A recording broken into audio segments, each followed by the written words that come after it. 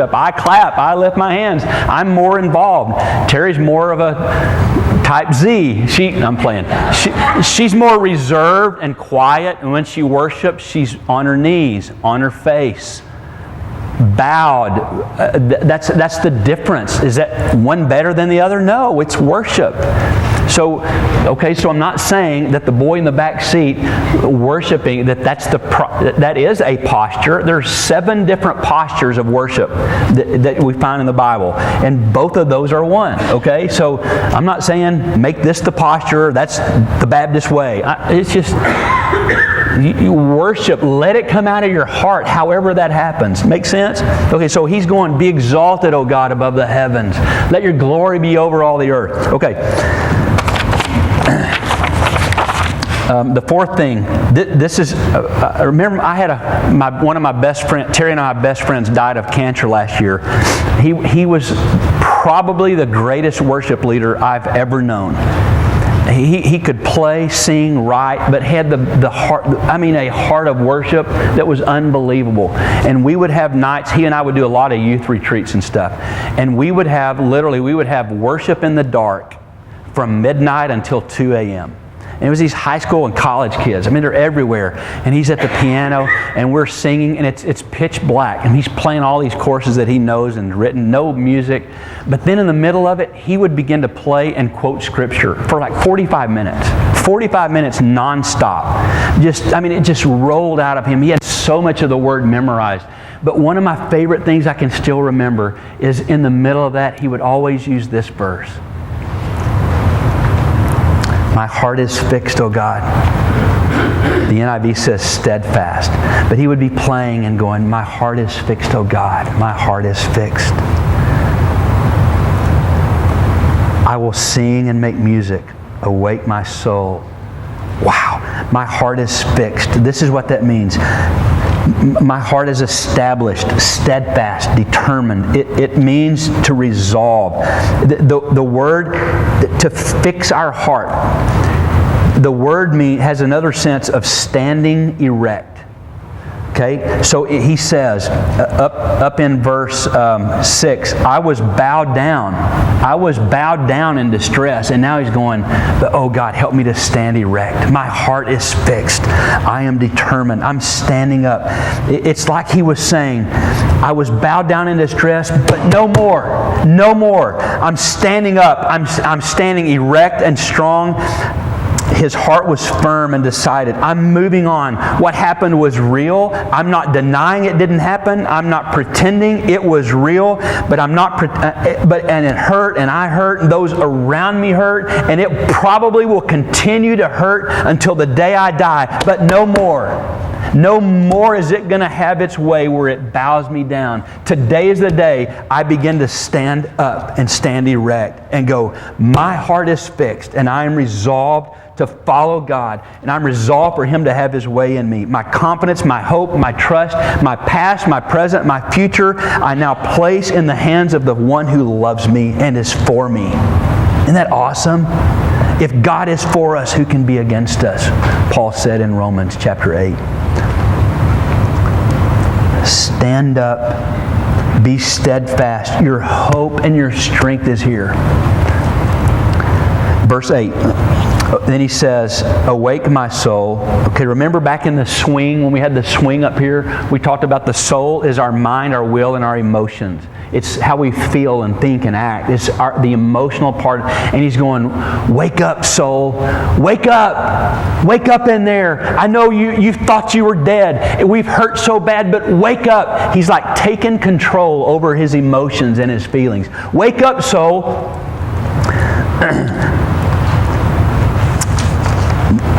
2 Samuel, this is still involving David. I want to show you this, and then we're through. So I asked Terry to come share for 1 second. 2 Samuel chapter 12. One day we'll get to this, but I want you to see it, part of it today.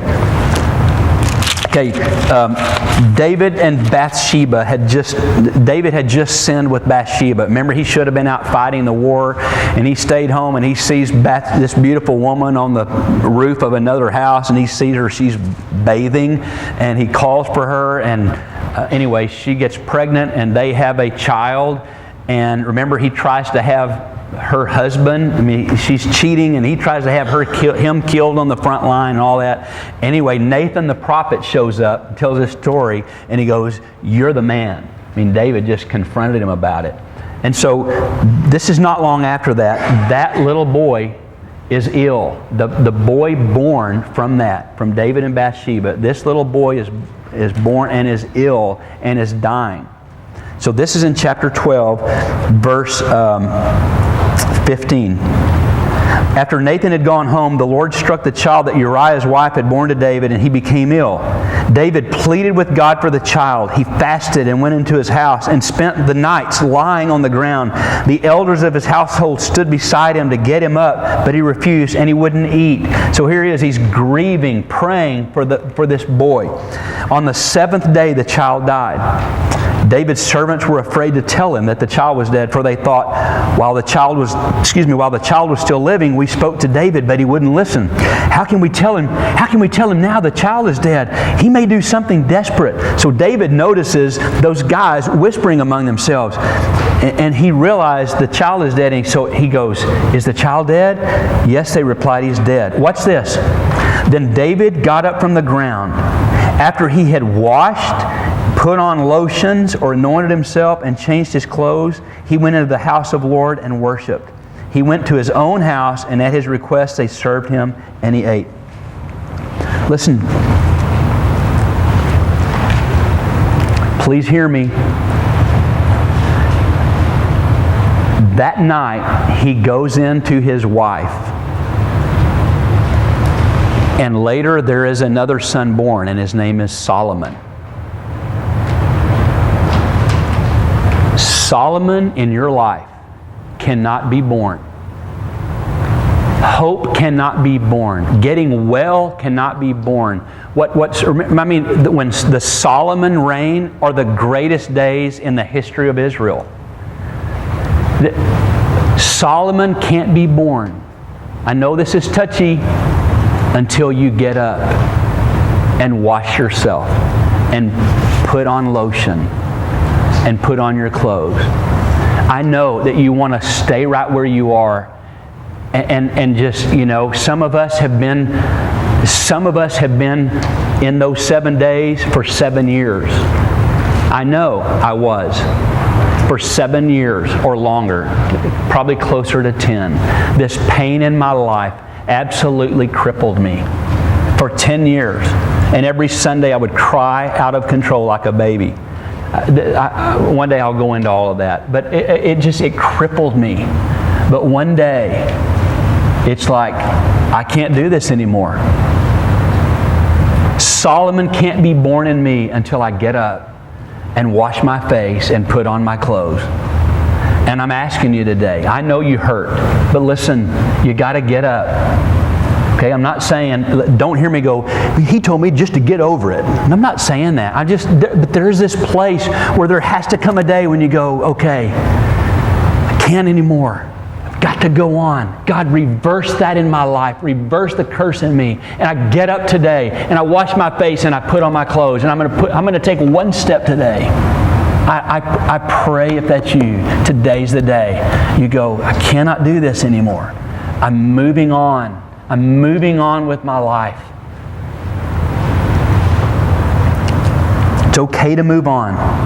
It is not right to get. It's not wrong to get on with your life. Some of us think I got to stay here because I've got this memory that I have. We idolize this part of our life. Listen, it's okay to move on. Widows, it's okay to move on. It's okay. It's okay. It's right to move on. And I'm not saying go marry. That's not what I meant. I just meant some of us we get locked in this time, and it's okay. Move on. You're not desecrating anything. You're not being insensitive. You're not being cold-hearted. Get up. Wash your face. Change your clothes. Solomon is waiting for you. And then the last thing he did was he asked God to get glory through the outcome. Be exalted, O God. Show yourself strong in this situation. So anyway, last Sunday, we went home from church. So many of you have talked to me about this whole cave thing.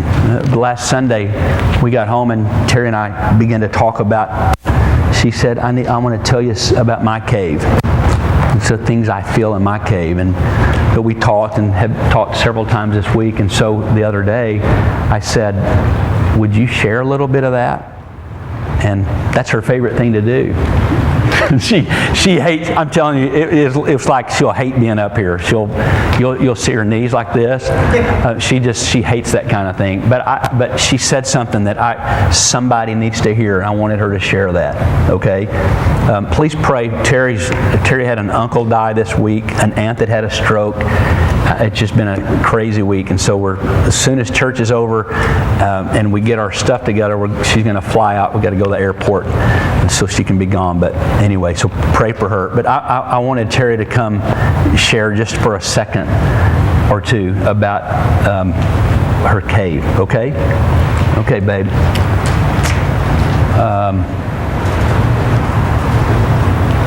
How about just this?